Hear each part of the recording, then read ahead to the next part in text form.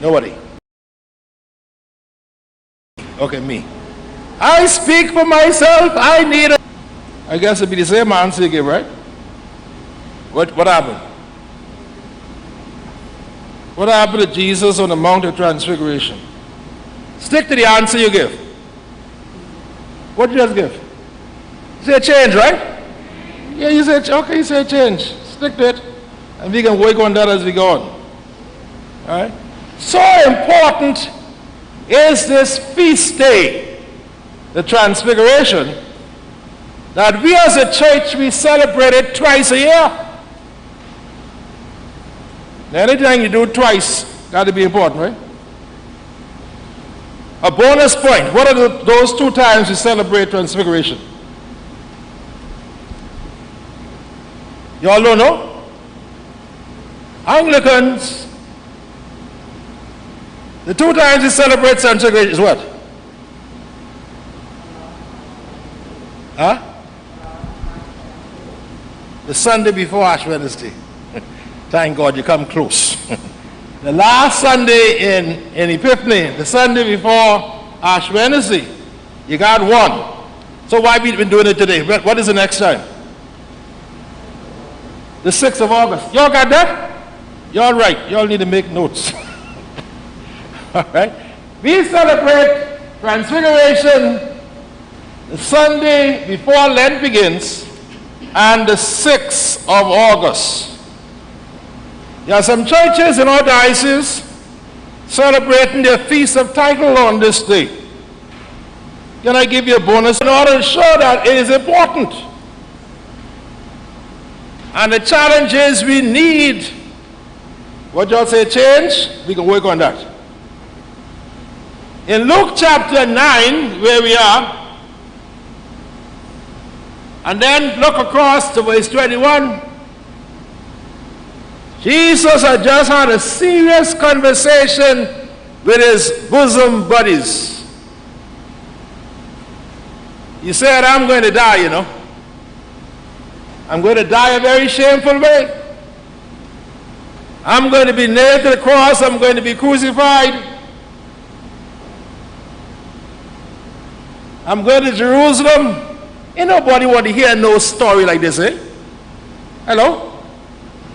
Then when you look across in Matthew chapter 16 and in verse 21,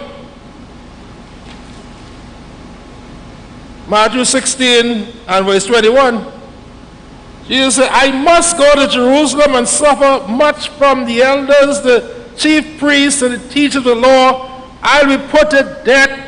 Hey! And Peter always running his mouth. In verse 22 said, God forbid, I can make sure that don't happen to you. And that is when Jesus called Peter, Satan. Get behind me, Satan. And then from there we go straight to chapter 17, the story of the Transfiguration. Why does it try so close to what was said here by Peter? Same scenario. Jesus needed to give his bosom buddies, James and John, a shot in the arm. They needed a spiritual injection. New book 2, oh, for a faith. You all know it. Oh, for a faith that will not shrink. Y'all finish it. Though pressed by many a foe, that will not in poverty or woe. Man, y'all got to know that, right? We look for a transfiguration, a dramatic change in our own heads as God reveals himself to us step by step. These are all moments of transfiguration. Transfiguration is not a one-shot deal. Transfiguration is progressive in our singing, in our praying, in our worship. Will your anchor hold? I like that. In the storms of life, you need transfiguration to build to that point. When the doubts unfold their wings of strife. Any Anglican in the church this morning? Or should I say any Baptist in the church this morning? You're only helping me. When the doubts unfold their wings of strife, when the strong tide lifts and the cable strains, will your anchor shift or firm remain? We need an ecstasy shot. But there's another reason. Where did this event take place? Where did the transfiguration take place? On Mount Tabor. When I was doing my BJC as a student in school, one commitment I made to myself, ain't nobody gonna beat me in Araki. Because they taught Church of God and Baptist people supposed to know the Bible better than Anglicans, right? Ain't nobody ever beat me yet. I gotta stick to my Bible.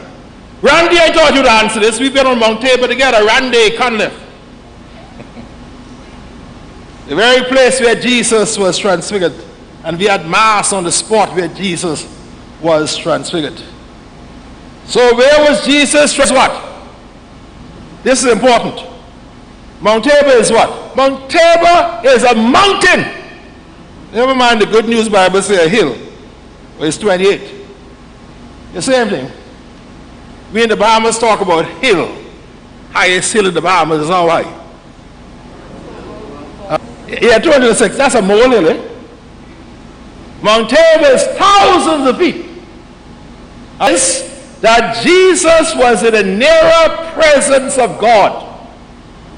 Anytime you talk about mountain in the Bible, the idea was to say that the person is in a nearer presence